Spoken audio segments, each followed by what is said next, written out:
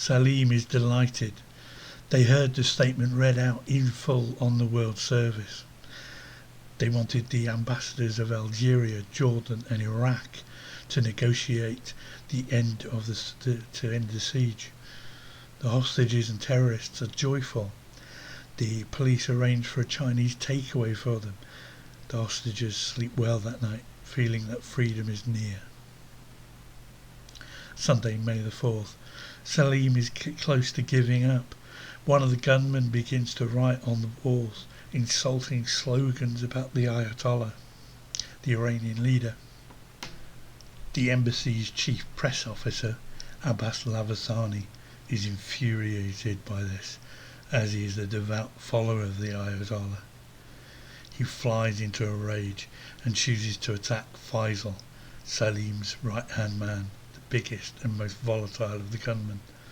Lavasani's attack on Faisal changes the situation from one that was close to ending in a peaceful situation to a potentially deadly one. It is only my opinion, but Lavasani's actions had ruined all the hard work that Trevor Locke, Mustafa Kalkuti, Cobra and the police had put in to get so close to a peaceful solution. One man's outburst led to everything that followed. Faisal was ready to shoot Lavasani.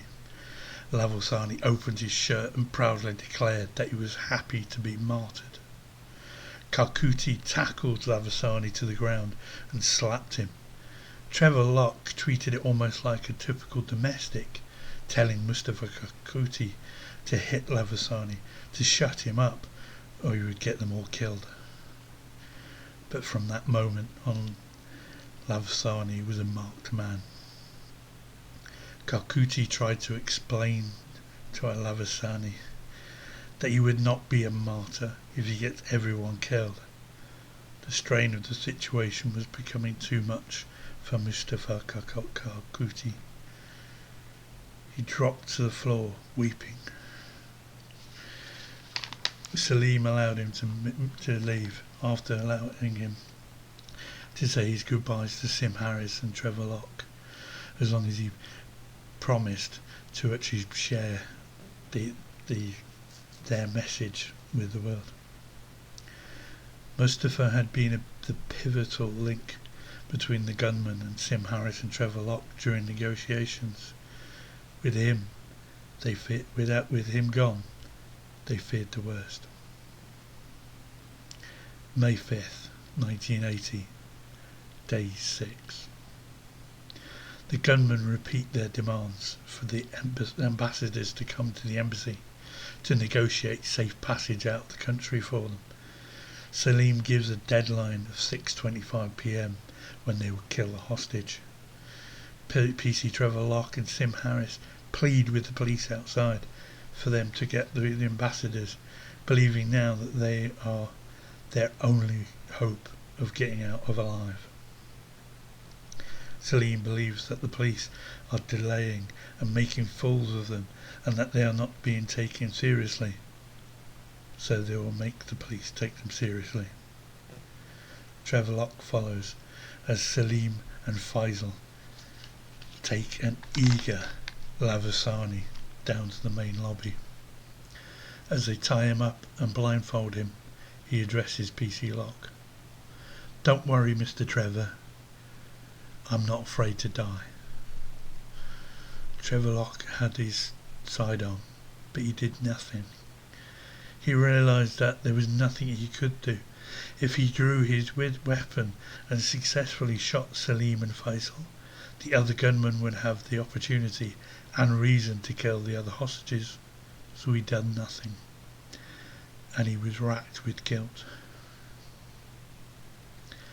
Lavasani is shot once in the chest and twice in the head. An execution. The shots are heard outside. Lavasani's body lay in the lobby for almost 6 hours before at 6:50 p.m. his body is shoved outside. Salim asks Sim Harris, "What will happen now?"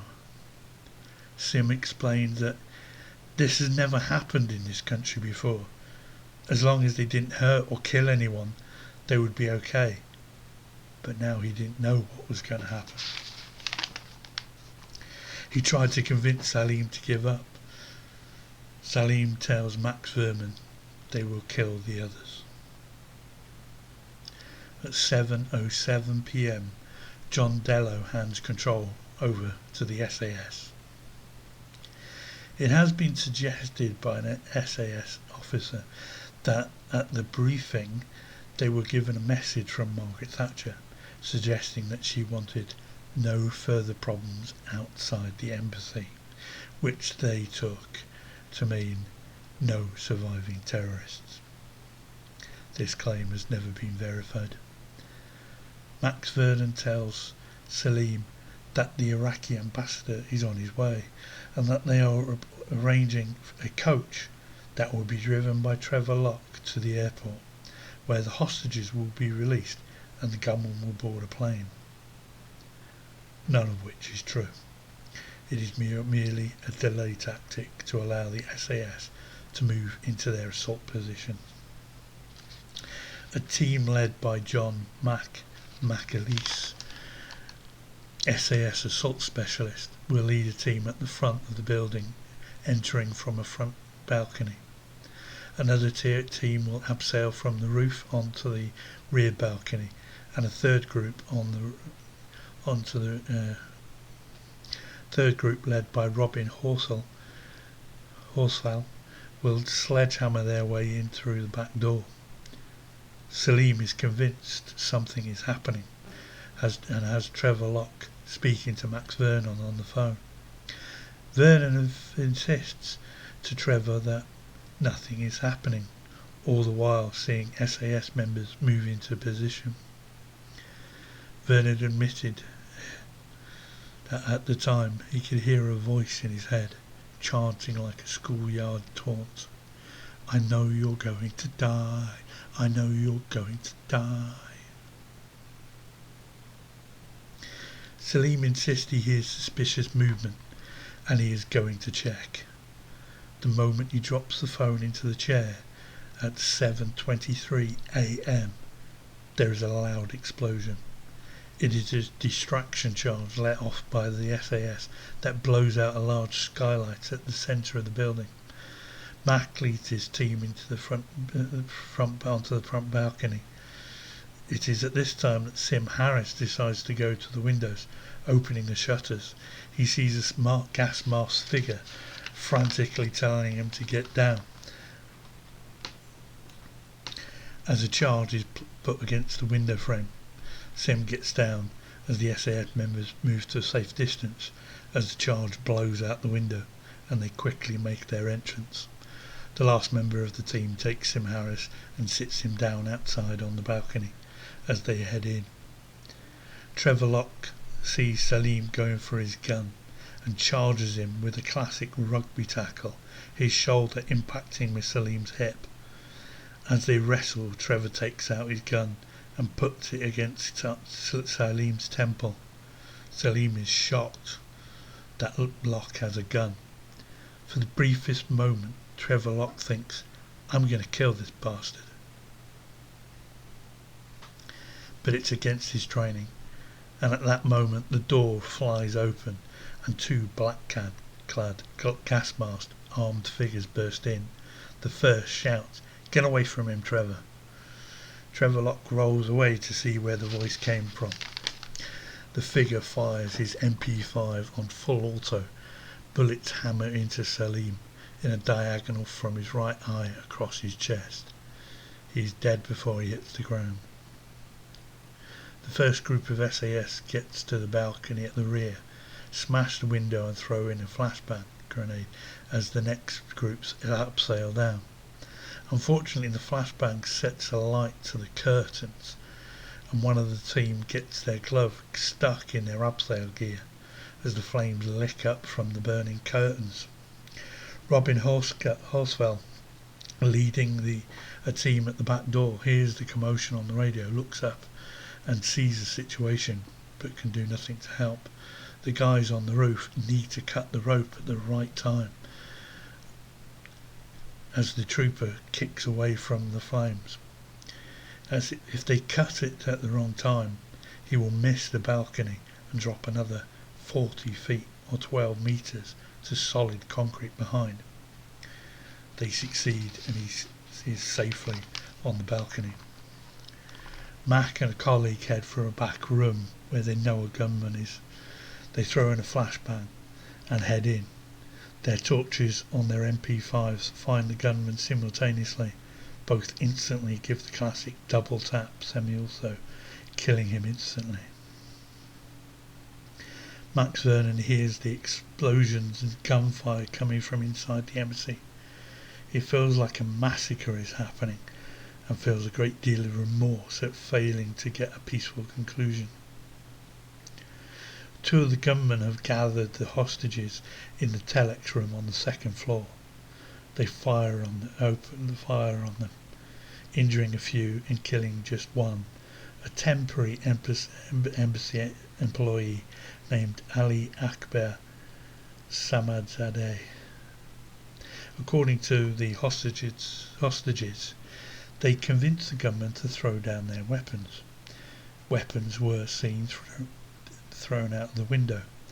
Again, according to the hostages, several SAS entered, picked up the gunmen, who they claim were on their knees with their hands behind their heads, and the SAS put them up against the wall and shot them. Now, my personal feeling on this is that the hostages were in an extremely stressful situation, some injured, so they're not reliable witnesses. We know that the SA troops were going room to room in pairs, so their suggestion of several SAS is erroneous to begin with. Also, no SAS trooper would put themselves or colleagues or civilians in danger by approaching a terrorist or a gunman in that way. What is more likely to have happened, based on standard SAS tactics used throughout the siege, is that a flashbang was thrown in, causing more distraction for potential eyewitnesses. Two SAS members entered, and identifying the gunman immediately would shoot and kill them. None of this grabbing them and putting them up against the wall. An inquest afterwards gave a verdict of justifiable homicide. The positions of the bodies in the room contradict the eyewitness reports. The embassy is on fire, and the SAS need to get everyone, including themselves, out of the building. The SAS line up on the stairs and hand to hand the hostages down the stairs and out the back. Some of the hostages start shouting and pointing at a figure on the stairs. They're shouting, "He's a terrorist, he's a terrorist." At the bottom of the stair, Robert Horsfeld watches the figure closely, as no one on the stairs can fire at him, as bullets could go through and hit a hostage. And the same for his team at the foot of the stairs. The figure is Faisal, and he has a hand grenade. As soon as he clears the bottom of the stairs, Robin Horsfeld fires a burst into him. Faisal hits the ground dead. At the back of the building, everyone is tied up and laid out on the ground. This is how the SAS control the situation. Robin Horsfeld sees Trevor Locke and ushers him safely out of the building. Sim Harris lifts his head and nods over towards one of the other figures. "He's a terrorist," he says. He is Fauzi Badazi Najjar, or Ali. He is then picked up and separated from the rest of the group. The mission is a success. All but one of the hostages get out alive. The SAS were front page news the next day. It was also a great victory for Margaret Thatcher. Her and her husband visit the SAS after the raid, as they celebrated at their Regent's Park barracks. Dennis Thatcher says to one of the men, "You let one of the bastards live," talking about Najjar. Najjar was given a life sentence in prison. Now, unfortunately, due to the decisions of the Blair and Brown Labour government and the then Home Secretary David Blunkett, in 2008 Najjar was released, given a new identity, and now lives in Peckham, London, a free man rewarded by a Labour government for being a terrorist.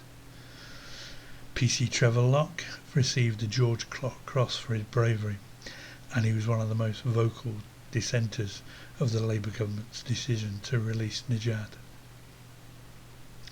An ex-member of the SAS by the name of Rusty Furman has become infamous, claiming it was him that killed Faisal, despite all reports, including forensic reports, proving that it was in fact Robin Horsfall. Furman, or the nickname now many other SAS members have started to call him, Vermin, has given paid talks bigging up his part in the siege. He was even an advisor on the 2015 film 6 Days, which has him as the leader of the entire mission, being the one to kill all the gunmen single-handedly and successfully rescuing everyone. What was his true role in the siege, you may ask? Well, he was a member of a backup team that entered through the back door after the assaults and assisted with the evacuation. He didn't fire a shot, didn't kill anyone, and he's rightfully called Vermin, and is an insult to the uniform. Well, I hope you enjoyed this video, and again you found it informative.